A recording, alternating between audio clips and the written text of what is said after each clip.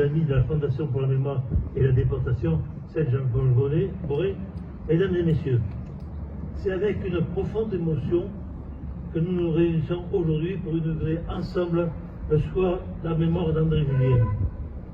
C'est un lieu symbolique, puisqu'elle habitait dans ce joli quartier de notre cité. Malgré les épreuves, elle a trouvé la force de s'échapper de cette usine où elle était prisonnière. Elle a consacré ensuite le reste de sa vie à défendre les valeurs de la République, l'amour de la France et à témoigner de son vécu auprès des jeunes générations. Son engagement l'a conduit à participer activement à la création de l'association des Amis de la Fondation pour la mémoire et la déportation.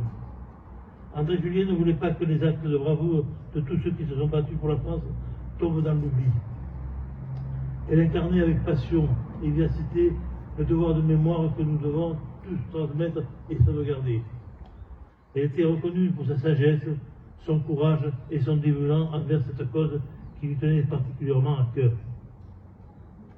Ainsi, c'est tout naturellement que la nation lui a rendu un hommage en faisant André Julien chevalier de la Légion d'honneur en 2008, puis officier en 2022. Cette héroïne de la Résistance était la dernière survivante des gardoises des camps nazis. Sa disparition à l'âge de 100 ans, en mai dernier, devait laisser derrière elle un vide profond. Elle déclarait toujours devant ses collégiens et lycéens, ce que tu rappelles aussi, c'est Hitler qui est mort, pas le nazisme. Cette idéologie peut revenir à tout moment et dans n'importe quel endroit du monde. Ce discours encore d'actualité doit résonner en nous comme un appel à la vigilance pour éviter que notre société revive un jour les heures les plus sombres de son histoire. Il rappelle que l'unité de la nation, l'amour de la patrie est notre rempart contre toute forme de haine qui n'ont pas leur place dans notre République. Avec André Julien, nous nous souvenons de tous ces résistants nîmois qui, derrière le général de Gaulle, ont décidé de s'engager pour la résistance, parfois au péril de leur vie. Mesdames et messieurs, en des moments celui en l'honneur d'André Julien, nous nous engageons à perpétuer sa mémoire et à transmettre son exemple de courage et de résilience à travers les générations.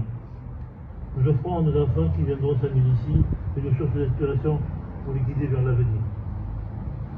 Avant de conclure, je salue la présence des membres de sa famille, l'année d'André Julien, et de Jean-Paul Boré qui font beaucoup pour cultiver la mémoire d'André Julien. Je souhaite enfin que le souvenir d'André Julien continue à être une source d'inspiration pour nous tous. Je vous remercie.